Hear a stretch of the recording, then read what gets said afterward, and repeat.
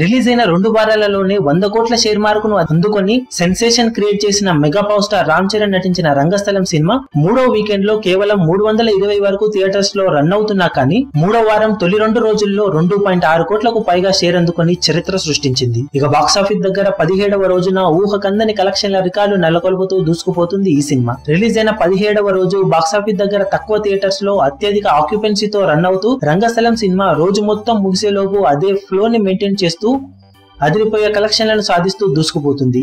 ఇప్పటి వరకు cinema openings ని, ఈవినింగ్ షోలకు జరుగుతున్న బుకింగ్స్ ని బట్టి చూస్తే 17వ రోజు 2 తెలుగు రాష్ట్రాలలో ఈ సినిమా 2 కోట్లకు చేరువయ్యే కలెక్షన్లను సాధించే అవకాశం ఉందని ట్రేడ్ వర్గాలు భావిస్తున్నాయి. ఇది టాలీవుడ్ చరిత్రలోని all time record level collections అనే చెప్పాలి. రిలీజ్ అయిన 17వ రోజు 2 కోట్ల రేంజ్ లో షేర్ అందుకోవడం అంటే అది మామూలు రచ్చ కాదనే చెప్పాలి.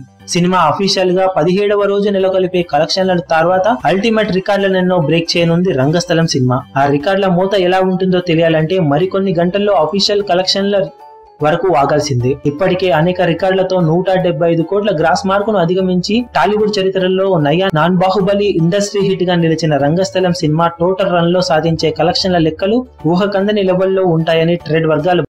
మీ అభిమాన హీరోలకు సంబంధించిన లేటెస్ట్ అప్డేట్స్ కోసం మా ఛానల్ ని సబ్స్క్రైబ్ చేసుకోండి. ఏ చిన్న అప్డేట్ ని మిస్ అవ్వకూడదు అనుకుంటే బెల్ ఐకాన్ ని ప్రెస్ చేయండి. లైక్, షేర్, కమెంట్ చేయడం మర్చిపోకండి.